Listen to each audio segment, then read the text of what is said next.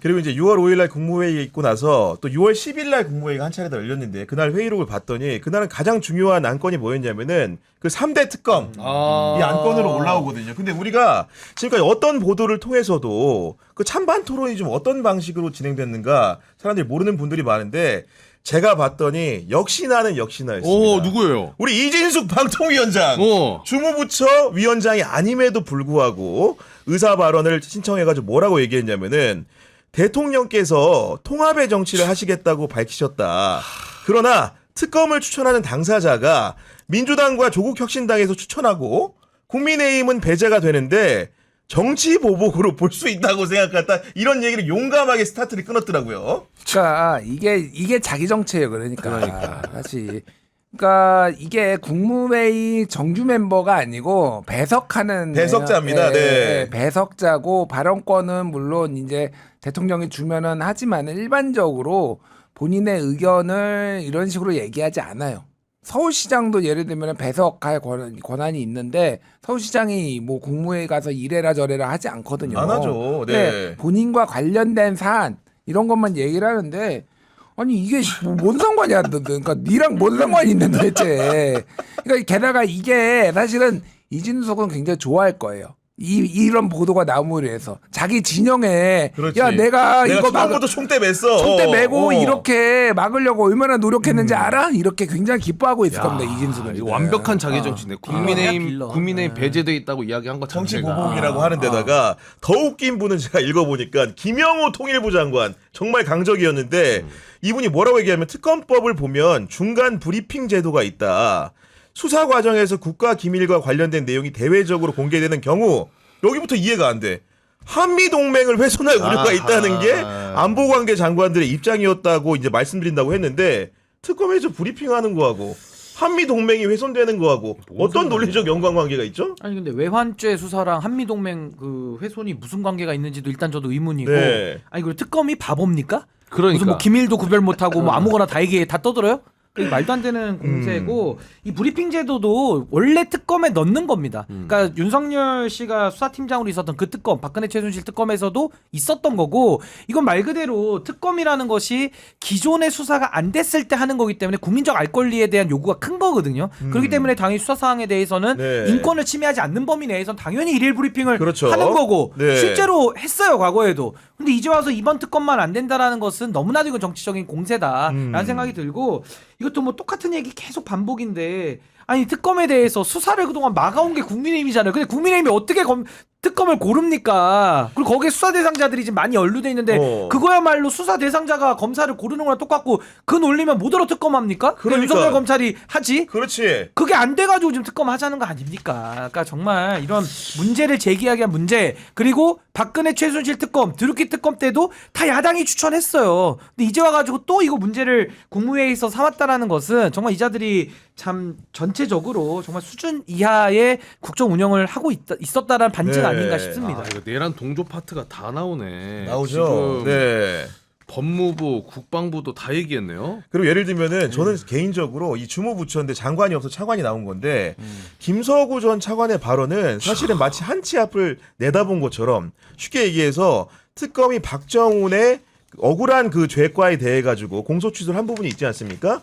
그걸 막기 위한 논변을 펴게 되는데 김서구 전 차관이 당일 회의에서 무슨 얘기를 하냐면은 최혜병 특검법의 특징은 현재 기소된 사건에 대해서 이첩을 받아 공소 유지를 한다는 부분이다. 그러면서 이런 얘기를 하면서 중간에 생략하고 공소 취소까지 이론적으로 가능하다는 측면에서 약간 문제가 있을 수 있다. 이 얘기는 뭐냐면은 박정훈을 공소 취소하면 안 되기 때문에 특검을 하면 안 된다는 얘기를 들려요. 돌려보면.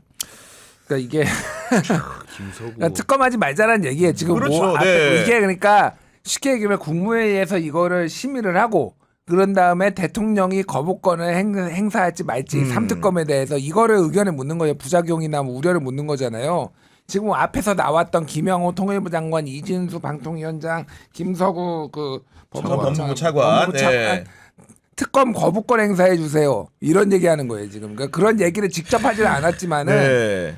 그러니까 뭐 이게 말이 되나 그러면은? 그러니까 공소 취소, 그러니까 지금 박정훈을 그러면은 계속 공소 유지해가지고 처벌하자는 얘기잖아요, 이 얘기는. 항명죄로. 그러니까. 네. 말이 그러니까 진짜 말문이 막힌다. 그러니까 이거는 박정훈이 1심에서 무죄가 나왔는데 그럼에도 불구하고 지금 무리하게 군검찰이 지금 유지를 한 거잖아요. 부분들이, 기소를 예. 했잖아요. 그러니까 이게 뭐 원래 검찰은 무죄 나와도 항소는 해요. 뭐 그거는 어느 정도는 이해를 하는데 다른 것도 아니고 박정훈 사건은 그러면 안 되는 거지. 그러니까 이게 너무 그러니까요. 명백하게 네. 이런 게 있는데 참 못됐다 그 생각이 드네요 진짜. 그리고 일설에 이제 국토부 장관 박상우 전 장관 유임설이 좀 언론 보도에 나오지 않았습니까?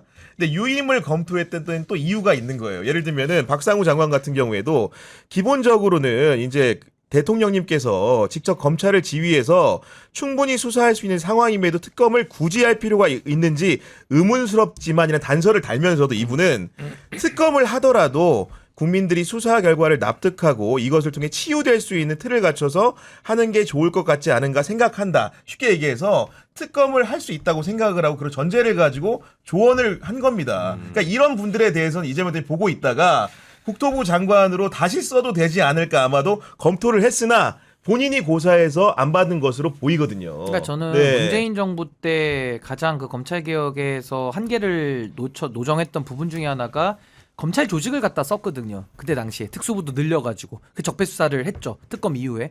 그러니까 기존의 검찰들에게 빚을 졌기 때문에 검찰 개혁할 때 힘들었던 거예요. 근데 이재명 대통령은 특검을 3개를 통과시켜서 특검을 통해 가지고 전 정부의 이런 비리나 뭐 내란이나 이런 걸 정리하기 때문에 검찰에 빚이 없어요. 그러니까 너무 자유롭게 검찰 개혁을 할 수 있는 그 토대를 마련했다. 근데 지금 박상우 장관 얘기가 일견 맞는 거예요. 원래 네. 이재명 대통령이 원래대로 하면요. 특검 저렇게 반대하잖아요. 그럼 그걸 명분 삼아 가지고 반대? 그럼 안 할게. 그러면서 이제 검찰 인사 쫙 해가지고 내 사람들 다 심어가지고 5년 내내 수사할 수 있어요. 그렇지. 그래도 그건 불법이 아닙니다. 합법이에요. 그렇습니다. 합법이에요. 네. 근데 그걸 안 하고 나는 검찰에 빚 안 진다. 특검을 통해서 제한된 인력, 제한된 시간으로 제한된 수사 사안만 말끔하게 정리한다. 그리고 지금 이재명 대통령이 수사에 대해서 뭐 저 국민의힘 저것들 뭐 괴멸돼야 됩니다. 저거 공산 전체주의보다 더한 놈들입니다. 쥐약 먹었습니다. 이런 얘기 안 하잖아요. 그냥 아예 얘기를 안 하고 그렇죠. 그냥 오히려 대통령으로서 해야 될 일만 하고 계신단 말입니다. 그러니까 전 이게 윤석열과의 차이, 그리고 또 문재인 전 대통령과의 차이 이런 거기 때문에 저는 정말 특검을 통해서 윤석열의 내란을 정리하는 부분은 네. 정말 국민의힘 세력에 대해서는 어마어마한 배려를 하고 있는 겁니다. 배려. 근데 이걸 가지고 어떻게 보복이라 얘기를 합니까? 그러니까 이런 그 회의록의 대화 내용을 통해서 깨닫게 되는 것은 만약에 지금도 윤석열 정부의 국무위원들이 그대로 있었다고 한다면은 특검이라는 게 가당치도 않았을 것이고 기본적으로 특검을 통해서 규명하고자 했던 많은 일들이 진실이 드러나지 않았을 것 같은데 그리고 이제 요 얘기를 좀 이렇게 그 마지막 의제로 얘기해봤으면 좋겠는데 조국 전 법무부 장관, 조국 전 조국혁신단 대표의 사면을 두고선 기본적으로 여권 안에서 사면을 해줘야겠다는 공감대는 있지만 시기를 가지고 이제 여러 가지 이론이 있는 가운데 어제 어떻게 보면은 대통령 고유의 권한을 행사하는데 대행을 하게 되는 법무부 장관 후보자로 나선 정성호 후보자가 박지원 의원이 조국 전 대표에 대해서 사면을 건의할 생각이 있냐고 묻자 여기에 대해서 죄와 형벌 사이의 비례성, 균형성이 없다는 측면을 고려해야 한다고 발언한 점이 있다. 이 얘기는 뭐냐면 기본적으로 지금 과하게 이제 벌을 받는 것으로 보인다라는 취지의 말을 한 것 같은데 그 두 분 같은 경우에는 요 사면 좀 어느 시점에 좀 어떻게 해야 된다고 보십니까? 이게 약간 묘한 긴장 관계가 있어요. 오늘 지금 댓글 보니까 또 조국 사면 가지고 조국 대표 사면 가지고 이렇게 뭐 이견들이 있는데 네. 민주당 입장에서 보면은 조국 대표 사면은 지금 하거나 하면은 별로 좋을 게 없다고 보는 분들이 꽤 있어요. 일부에서지만 네. 왜 그러냐면은 당장 지방선거 근데 지난번에 담양군수를 조국혁신당이 가져갔잖아요.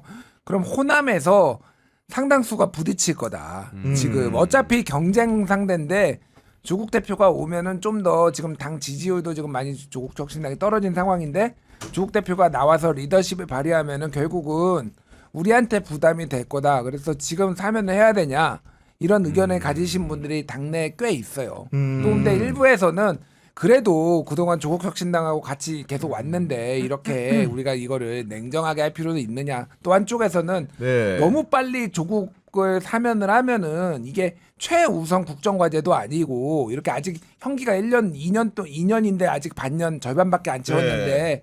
이렇게 그러니까 절반이 아니라 이제 7개월 12월 16일 날 들어갔으니까 네. 지금 7개월밖에 안 된 거예요. 그러니까 뭐 그거에 길다 짧다 이견은 있겠지만은 이거는 너무 이르다. 그래도 반 이상은 채워야 되지 않겠냐 뭐 이런 의견까지 네. 혼재돼 있어서 저는 빨리 되기는 조금 어려울 어렵지 수 않을까. 있다. 근데 제가 네. 생각했을 때는 이게 사실은 가족 징벌에 가까웠고 정경진 교수 같은 경우에는 더 4년 큰 살았죠. 징역을 받아서 4년을 살고 나왔고 거기에 대해서 조국 그 전 대표 같은 경우에는 지금 7개월 이상 살고 있는 거고 게다가 이 부분이 사실은 극악한 건데 그 딸까지 기소하는 경우는 검찰 역사상 그 말 그대로 검찰이 문을 연 이래 처음 있는 일이기 때문에 아까 이제 여러 가지 균형과 형평을 정성 후보자 얘기했던 것도 이건 조국이란 개인의 문제가 아니고 그 가족 전체로 넓혀서 봤을 때 이러한 판단은 아닌가 싶거든요, 솔직히. 네. 근데 저는 일단 이게 좀 복잡한 문제인데 좀 단순화 시켜보면 조국 전 장관에 관한 그 일가에 대한 수사는 검찰권 남용 맞아요.